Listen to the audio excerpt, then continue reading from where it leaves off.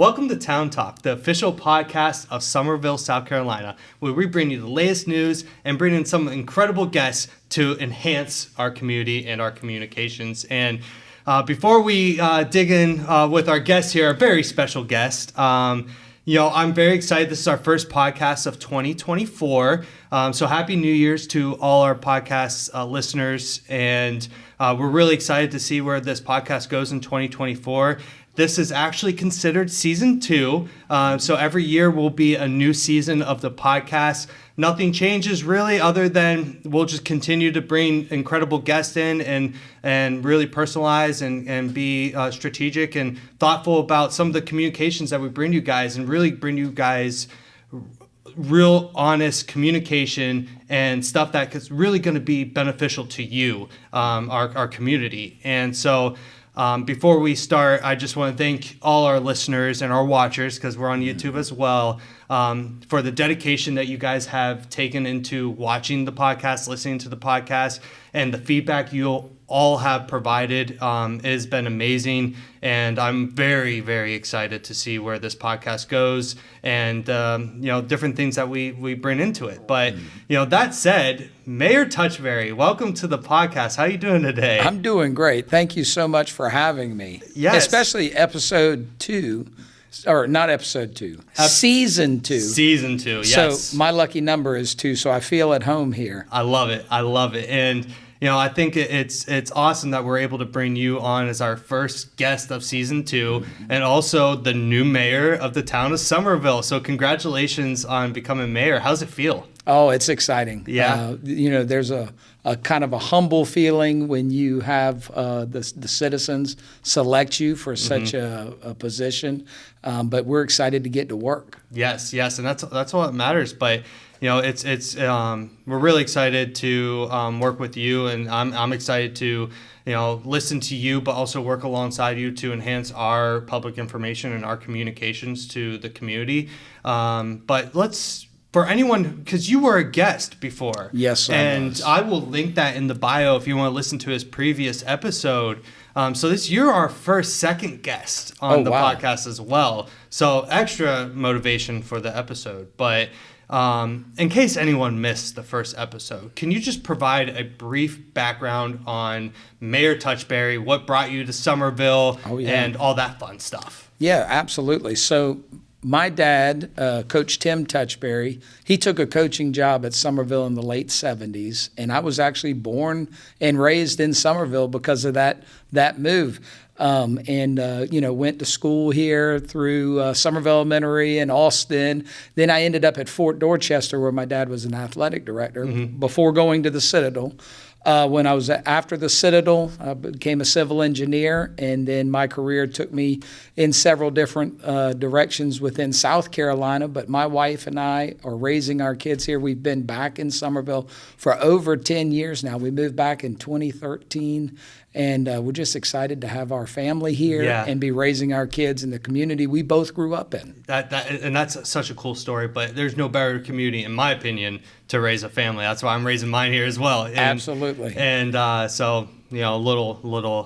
hey, there's no doubt about it. But I didn't ask this in our first episode, but I'm genuinely curious. What is a civil engineer? What does that role consist of? So a civil engineer is such a broad topic. Yeah. Now, if you ask an electrical engineer what a civil engineer is, they'll say they're a simple engineer. But civil engineering is anything and everything that has to do with services like water and wastewater, your storm water. It includes roads and bridges.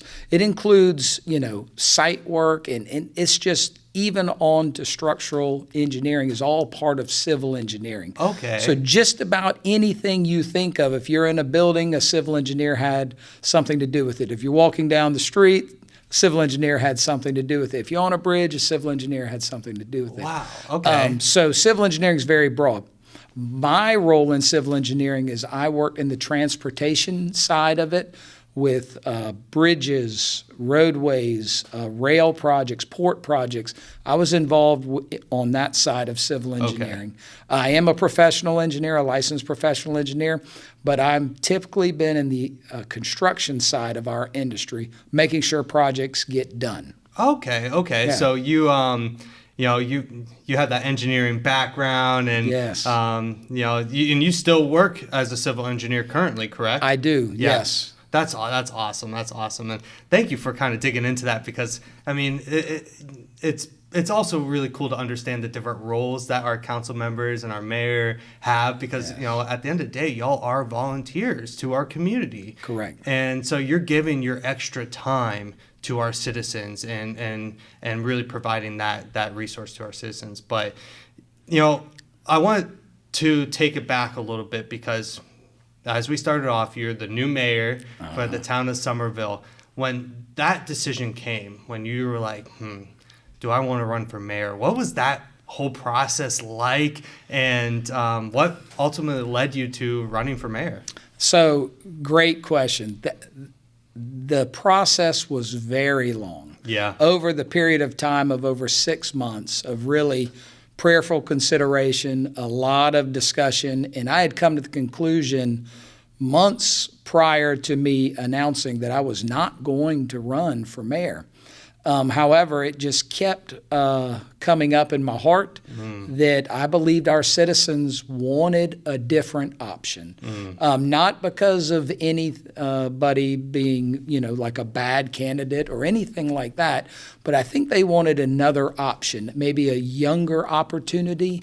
Our community had 3 one-term mayors.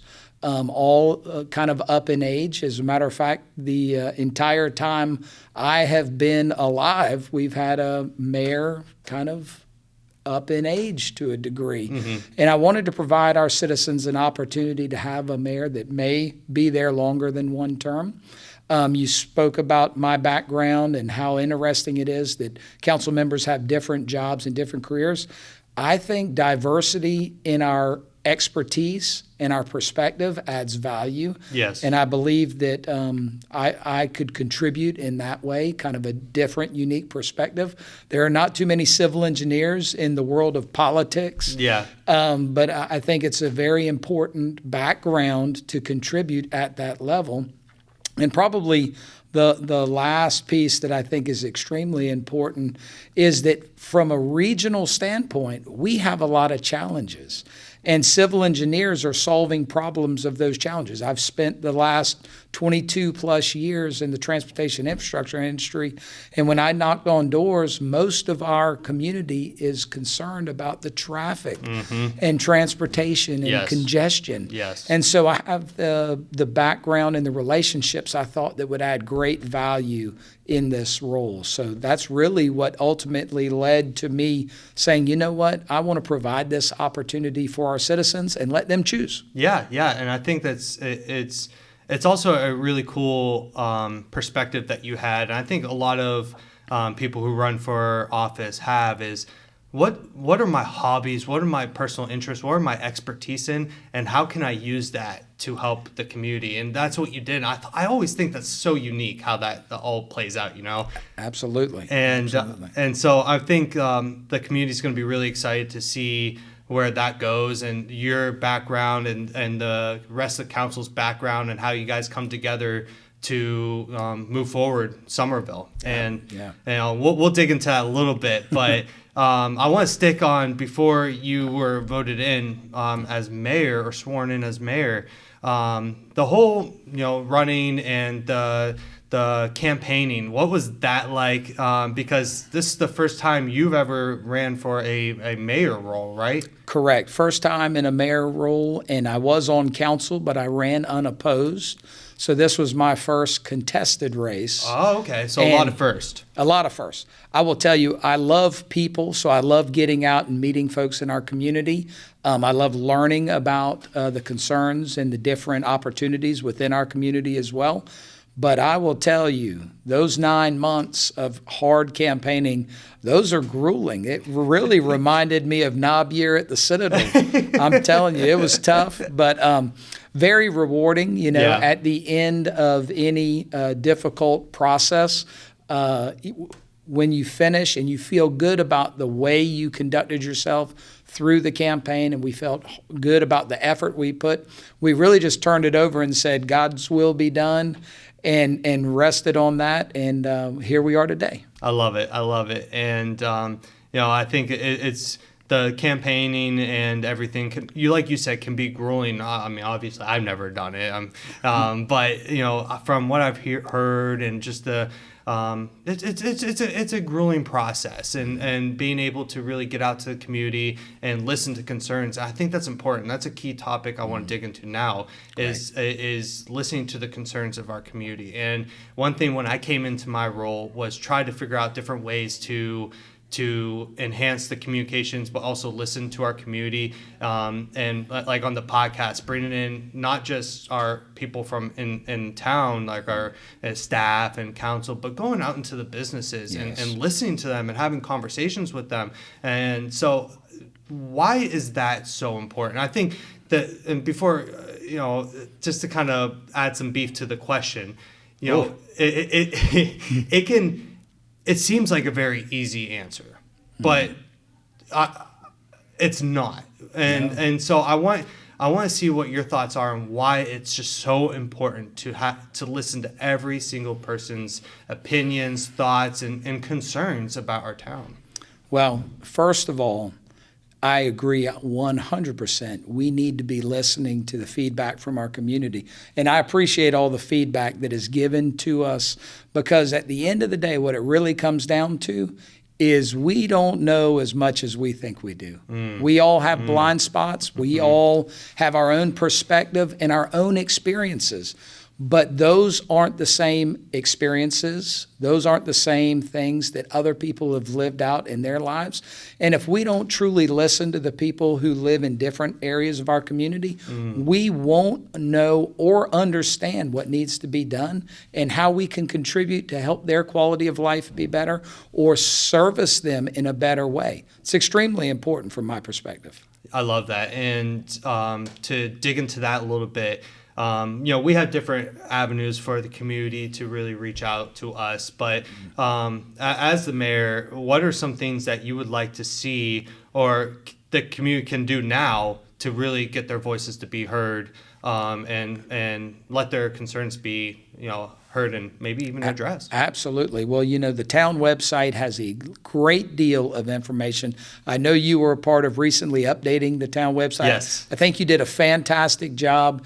It's a great, more user-friendly way for our community members to connect, get information from us, but also share information with us. So I encourage folks to check out the website. Of course, we have every meeting we have is a public meeting. Yes. The community is welcome. I know it's not always a convenient time for folks, but if they want their voices heard, they can email ahead of those meetings and have those comments sent in for the public record, and let your council members and me know exactly what your concerns are. The other way I would say is pick up the phone and call. I spent a lot of time during the campaign trail giving out my cell phone number. I'll give it out again, 843-693-8707. Bold but respected. It's on the town website as well. Yeah. And it's my personal cell phone. Yeah. I want you, if you have a real issue that needs attention, to reach out and call, and know that if I don't answer, leave a message and I will get back to you as soon as I possibly can. It's vitally important, I think, from a transparency standpoint, but also when you're developing trust with folks, you need to listen to them and respond, and we can't do that if communication is barricaded off. Yep. I'm a big fan of open communication and as many resources as possible to make it easy and accessible for our residents. I think that strengthens our community. Yeah, I agree, and I love that you and even the rest of council are just so open about just, hey, call me. Text me. Let's have a conversation. Let's meet. Let's go to coffee. Yeah. And I think that's important. And you don't see that in every municipality too. And so it's really it's a unique, and that's the Summerville way. That's right. There's no other way around it. Mm-hmm. But you're right. I mean, the website's a really great resource. Using the search function, if you don't want to spend the time going through the menus, which I usually don't, so I usually just go right into the search function and find exactly what I'm looking for, and it's super quick and easy. But we have an app that you can download, has a bunch of great resources on there. And even if you need a service request or anything like that, you can do that on the app as well. And there's other ways that we can do that. And we're looking into not just staying on that, but how we can enhance that and improve that. And so, absolutely. For sure. But let's change the topic a little bit. Okay. Now you're mayor, right? You're voted in, sworn in, all that fun stuff. What is your vision as the leader and as the mayor for the town of Summerville? Well, we are a weak mayor form of government and a strong council form of government. So when we talk about my vision is more centered around pulling folks together and working towards a larger vision.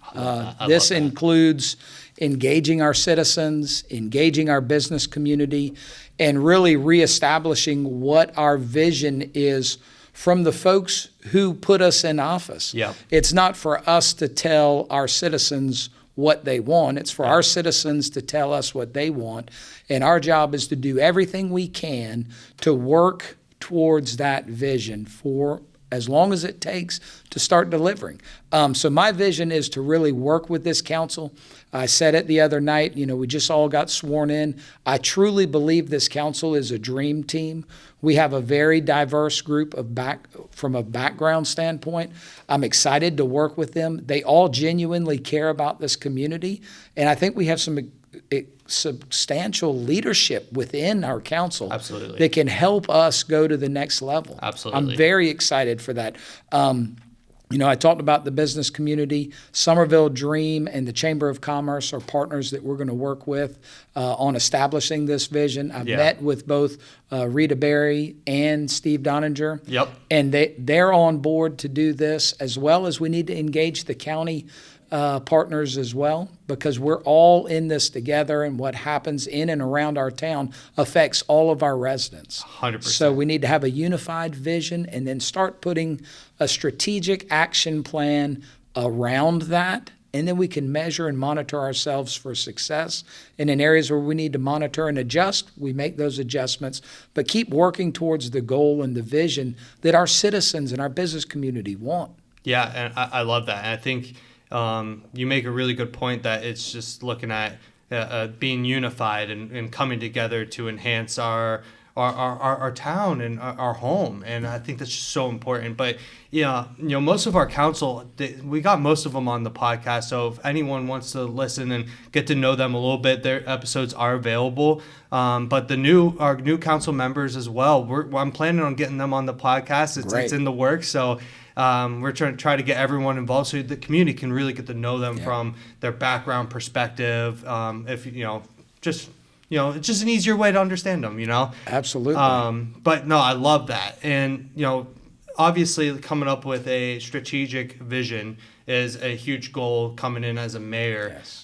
Is there any other kind of goals or big ideas that you have? Absolutely. We have a lot of work that's underway. Mm-hmm. So we have, the opportunities at the North Main Street streetscaping project. Yes. So that's a streetscaping project from the railroad tracks on Main Street to Highway 78. That project is kind of in its infant stage of discussions. We have some funding identified for it, and we need to foster that project forward. We have the Cedar Street Extension project that is in the design and permitting phase, and now right-of-way acquisition is underway. That's another project we need to foster forward. We have a lot of groups that have been kind of ignored over a period of time, like our bicycle and pedestrian community. We really need to start working on a comprehensive plan for our bicycle and pedestrian network in town.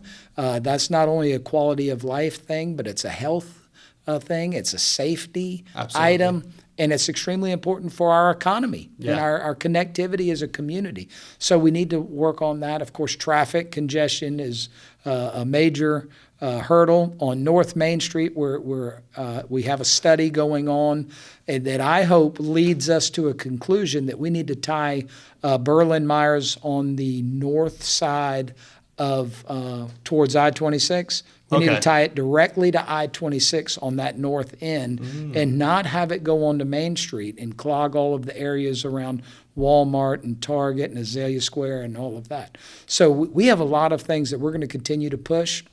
We also have to come together and decide how we want to handle annexation and economic development as a council. We need to kind of decide how we're going to attack that, but we need to be thinking of all of those things. So we have a lot of work to do. Yeah. It's exciting, though. It is exciting. And we're just days into it, right? Right. So there's going to be more that is seen over time, and we'll probably touch base in our podcast in the future and kind of update on some of these visions and goals, right? But everyone on council, especially yourself, is definitely determined. And that's one thing I've seen from the get-go is how determined you all are to really enhancing our community and coming together and unifying and enhancing the different aspects, especially traffic. I think, that's a topic everyone talks about. I think it's everyone's biggest concern or one of their biggest concerns. Yes. And that I think that's the fact that you guys are taking such serious look at that and understanding that and taking it to, the next level and really looking into it. I'm sure the community is really appreciative of that. And I'm excited to see what you guys come up with over the next few years. But we have a lot of work to do in that department. Of course. And it can be rough sometimes. We all get caught in it. Oh, and yeah. It's sometimes it's pretty rough, but no doubt. hopefully we can get it cleared up. One of the, we talked about the community getting involved and these projects that are coming up and these big goals and everything like that. Do you have any kind of idea on how you want to get the community involved in some of these initiatives that are coming up? Absolutely. Almost every project has a public involvement phase where people are sought out for feedback and comments. I'm sure you'll be pushing this information out on our social media, on the website. Please reach out, give your feedback when the questions are asked. Because that will help shape the future. I worked on the Cooper River Bridge project, one of my first projects when I worked for the South Carolina Department of Transportation. And do you know that the 12-foot bike and pedestrian walkway was not in the original project? No. It was added by public feedback. Really? Absolutely. The shape of the towers being diamond shape was due to public feedback. They were given 3 options, and they selected the diamond shaped towers. The lighting scheme that was originally done by the architects on the project is different than what is there today because there was concern about sea turtles. They changed the entire lighting plan based on public feedback. So give your feedback, and we'll end up with something like that, which is an absolutely stunning project. Yes. Without your feedback, it may be incomplete in some way. So let your voices be heard. That's I didn't know that. Absolutely. That's awesome. And you're right, though. There is no better way than just coming out and letting your voice be heard. The public hearings and public comment and speaking out. When people ask me, hey, what's the best way that I can get the council to understand my concern? I always tell them, come speak in front of them. Yes. Speak in front of them and send them an email. Give them a call. Because that's going to be your best way. But come to the meeting, speak in front of them. This is going to be the best way. And that's so cool that because that sidewalk on the Cooper River is used. It's incredible. I mean, thousands a day, right? Absolutely. And what was it? I think it was it was a few weeks ago that there was a car. Oh, yes. And I'm not sure if it was designed for that or not, but they took that exit ramp off of East Bay Street, Morrison Drive, and just kept on going. I saw that. I said, how's that even happen? How's a car get there? But no, it really, I mean, I walked that I would say at least once a month. I'm not working out that too much, but neither am I. but no, I think it's such an amazing walk. But that's really cool that it was done through public hearing. Yeah. We talked about some of the key issues, as we enter 2024, as we enter this kind of new era, or new council, new mayor. Outside of kind of the traffic and some of the stuff we talked about, is there any other big ticket issues that you have in mind that you're ready to look into and address? Economic development is something that's vitally important. As a tax base, we're a bedroom-heavy community, and because of that, it's difficult for us to fund a lot of the services that we need to provide. Strengthening our businesses, creating new opportunities to diversify our tax base, whether that's through annexation or economic development, encouraging folks to shop at our businesses inside of the town limits. Yes. And we need to develop a program to help anyone identify what's inside of our town and what's not from a business standpoint. And we need to go out and support them, because as we strengthen that side of our economy, we may have an opportunity to roll back our taxes and still be able to meet the needs of our citizens. I think that's extremely important from an overarching standpoint. That needs to be a part of our strategic vision, is strengthening, diversifying our tax base so that we can provide exceptional service, but less on the backs of our homeowners. Another thing I believe is extremely important is who does the servicing for our community? It's our staff. We need to look at ways to take care of our staff, support our staff, because if they're at their best, they're going to serve our citizens the best way possible. So we really need to be looking at ways. It's a very competitive market right now. We need to be paying attention to our neighbors, our other municipalities and counties around us, and really make sure we're taking care of our staff and looking at ways to help them grow, be their best, so that they can serve our citizens with excellence. Yeah. So those are some of the things we need to be thinking of as we continue. And as a town as a whole, we've kind of lost the brand of Flower Town in the Pines. Yeah. So everything we need to be thinking of is how do we reestablish our brand, reclaim our brand of Flower Town in the Pines, making sure that like our tree canopy is being restored, it's being monitored. We want to take care of those types of assets, just like any other asset. And all of that kind of folds under kind of the larger picture. But all of this will be incorporated in the vision, I'm sure. But those are some overarching things that I want to make sure we're taking care of. That's amazing to hear. And I think some of the stuff you talked about is just, it's key topics that I think get people excited, get people energized, and even got me energized. But I'm also a resident of the town of Summerville as well, not only just a staff member, but a resident too. So I see both ends, right? I see from a staff perspective, but also as someone who lives in the town, understanding, all right, here's different things that will help our economy, or different things that will enhance our economy and bringing jobs into our town, but also making sure people want to live here, and the people that live here are having safe and effective schools and public safety and services from the town. So that's right. I'm excited to see what the vision ends up being when it comes to economic development and just the growth and how Summerville pushes forward to the next level.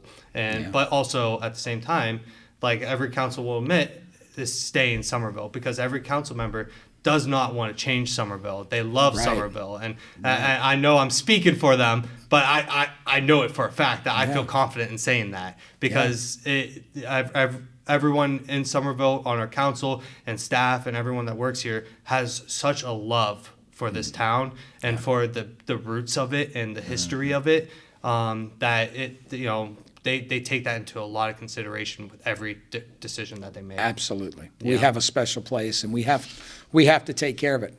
Yeah, for sure. And you talked about the sustainability and looking at the tree canopy and bring back our slogan and bring more flowers into the the Flower Town. And is there anything that comes to mind just from, top level that you would like to see, in the next few years when it comes to that? Oh, there's a lot of things that come to mind, but our streetscaping project on North Main is one of those opportunities where we get to plant, we get to landscape, we get to reinforce with new plantings for our tree canopy. The utilities will be underground in that 5-block area. That's a part of that project. And that'll prevent, the clear cutting of the tops of our trees. Yes. So that's a great marker that I can't wait to see how that unfolds. I believe that's going to really enhance and expand our downtown, but also have that look and feel of Flowertown and the Pines. But also, the Berlin-Myers interchange. I'm working extremely hard on getting a landscaping plan incorporated into that project for the Berlin-Myers interchange at Carolina. That's the first interchange that's not in conjunction with an interstate in Dorchester County. It was a transportation sales tax project from the 2004 referendum. And it's just now, under construction, but there was not a landscaping plan included. And, at an interchange, I think our citizens would want a very nice landscape plan in the heart of our town. So incorporating that in there is one of our plans, and that'll help with the tree canopy, and that'll help with the look and feel, as well as, the environment is more friendly. And I think that translates in how people feel as they go along their days, even if they're in traffic for a little bit. Yeah, for sure. At least you get something beautiful to look at, right? Absolutely. And it's interesting that you talk about that because, over the next, in the future, just looking into the future, who knows what the future entails, right? Mm-hmm. None of us are genies. None of us can guess the future, but where we're at today, the Tri-County area is growing like crazy. And technology is enhancing. The more people that, move here and drive through here is, we have to look at, all right, how can we handle that? Mm-hmm. So looking at those challenges, right? Is there any other kind of challenges that you foresee as we approach, the future as a whole and the continued growth of the Tri-County, not just Summerville, but the Tri-County area as a whole? I think you bring up a great point.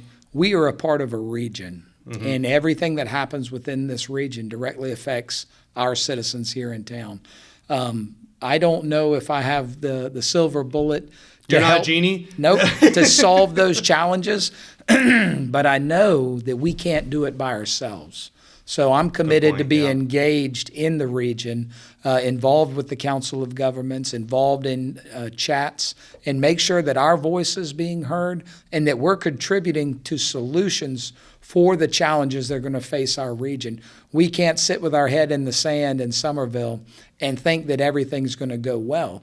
Even if things go well within our municipal boundaries, it's still going to affect all of the folks who have to commute to work. Mm-hmm. And so we really need to be engaged, and I'm committed to being that voice for our town in those spaces. Yeah, and it's unique because that circles back to what we talked about earlier is being unified and working with the different aspects. And that's not just within our town or our counties, because we are technically within 3 counties, but the different municipalities, thinking about, this is just a random example, Mount Pleasant. We have really no association with Mount Pleasant whatsoever, but we should still continue that communication with them. That's right. And understanding what's going on over there, because that helps what's going on out here. And and that's just a random example, but that's kind of, I hope, and correct me if I'm wrong, but that's kind of what you are explaining in that unification. Absolutely. Yeah. It's funny, you mentioned just Mount Pleasant by name. I have lunch planned with Mayor Haney and a mutual friend from the Citadel who helped me set that up so that I can get to know him and get to know what his thoughts are regionally. Of course, Mayor Habib was at our swearing-in ceremony. Yes, he was. That was awesome. And I thought that was fantastic, representing Goose Creek. Yep. But he's showing that he wants to be a partner and work with us from a regional standpoint. I've invited Mayor Cogswell as well as Mayor Burgess to come up and have lunch I love in that. the town, and they are going to join me later this month. I can't remember the exact date, but we're going to go to Sweetwater 123 and have lunch. Oh, I love that. And get to know each of their perspectives and what they're trying to accomplish. Both of them being new mayors as well as I am. We need to work together in these regional spaces, and we're going to need their help. Yep. So It's collaboration. we're already starting. Yeah, is I what love I'm that. saying. How ironic is that? Yes. You know, that's funny, but it's that collaboration and being able to learn and off of each other. And it's the same thing as a PIO. I have my little PIO groups, Yes. and I'm connected with all the different PIOs in our Tri-County area and beyond, because none of us are perfect, right? We have to learn from one another. Everyone. Someone might have gone through a certain situation that you haven't gone through personally, but you can learn from them because they've gone through Absolutely. it. So Absolutely. that's the power of being able to have that communication and networking, because Yes. I'm a big advocate for networking, but Well, relationships matter. they do. Big they time. do. They Yeah. do. And speaking of that, I know you had a great relationship with Mayor Waring. Yes. I miss seeing him around town, and don't get me wrong, I'm excited to see you around town, but no, I miss seeing him around town. Yeah. I'm sure we'll see him around often, but what was it like learning from him? Because that was a big thing you talked about, the swearing-in ceremony. What was that like, just kind of watching him lead our town during your time on council? He's an exceptional leader, and one of the things that you can tell immediately when you get around him is he genuinely loves this town. So true. But also cares about each person that's in and around this town. And he has that care and that kindness that you can tell, but he's a very strong leader. And I thought what he did probably best, and I spoke about this last week, is he brought people together. Our town has had different seasons, sometimes more divisive seasons. I believe he brought our town together at the right time, and that's probably a legacy that he will leave us. And for us as a council, it's important that we have these relationships. He brought us closer to our county council partners. He brought us closer to our regional partners. He did a fantastic job, but it's because he loves this town so much and he cares about it that I believe he's going to be known as one of the greatest mayors we've ever had. Wow, that touches deep, and he really is a special person, and I think we were very fortunate to have him here in town, and me personally being able to have conversations with him and learn from his wisdom, and because he's got a ton of it. Absolutely. And a ton of folk here in town have great wisdom, and I encourage, this is a little plug just for me, but I'm a younger one here in town. I encourage our young professionals who are and folks who are living here in town, take advantage of listening to folks with some wisdom, with some history here in our community, because they have amazing things to teach, amazing things to say. And ever since I stepped into this role, I've been a sponge to that. Yes. And I want to encourage our other young professionals, and even the older professionals and people who are looking towards retirement. They might have wisdom, but you can also listen too. So definitely encourage that. And Mayor Waring was definitely one of those folks. Absolutely. Huge. You just mentioned seek out wisdom. I've been very fortunate on my time on town council to have mentors like him, but also Councilman Jenkins, Councilwoman Garden-Schmidt, Yep.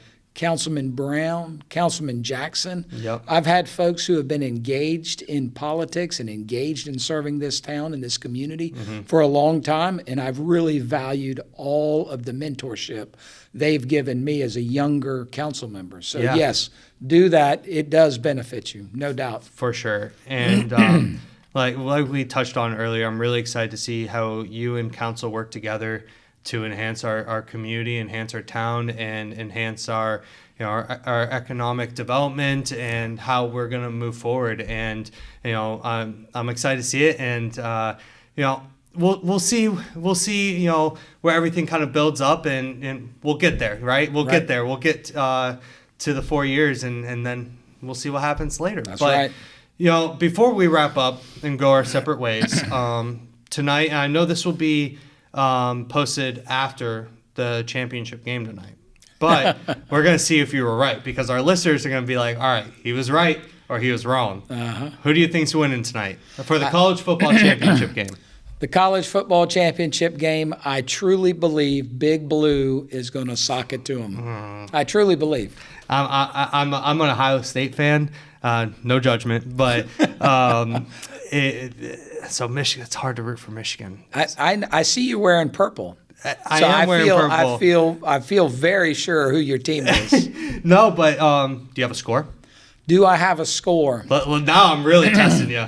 The score will be 31-17. Wow! If you were right. 31-17, Big Blue winning. That would be incredible if you're right. You know?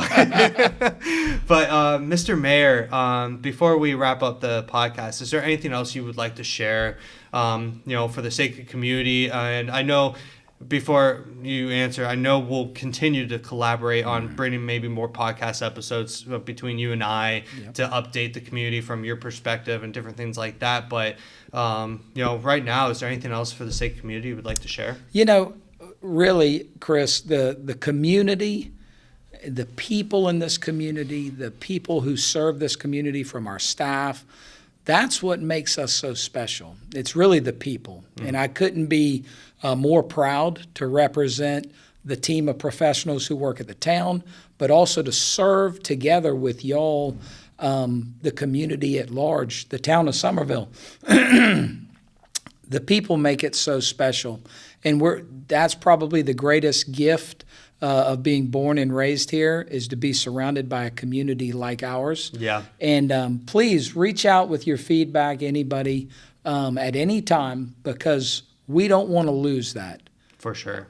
We don't want to lose that. And in the bio of the episode, I'll make sure to have all those different avenues where the community can reach out, and then how they can reach out to you. But we'll also attach the rest of the council members within their district, and they can reach out to their district council members as well. But awesome. Mr. Mayor, I appreciate the time. Thank you, sir. Thank you all. And to the community and to our podcast listeners, thank you guys so much for listening in.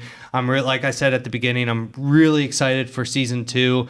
And the growth of this podcast. I encourage you to share with your friends, your family, and really kind of push this thing, because this is a different avenue that really allows us to have really amazing conversations about important topics, but also really get to understand different people in our community and who run our community and who rely on our community, like our business owners. And so that said, thank you guys so much, and until next time, thank you. Thank you.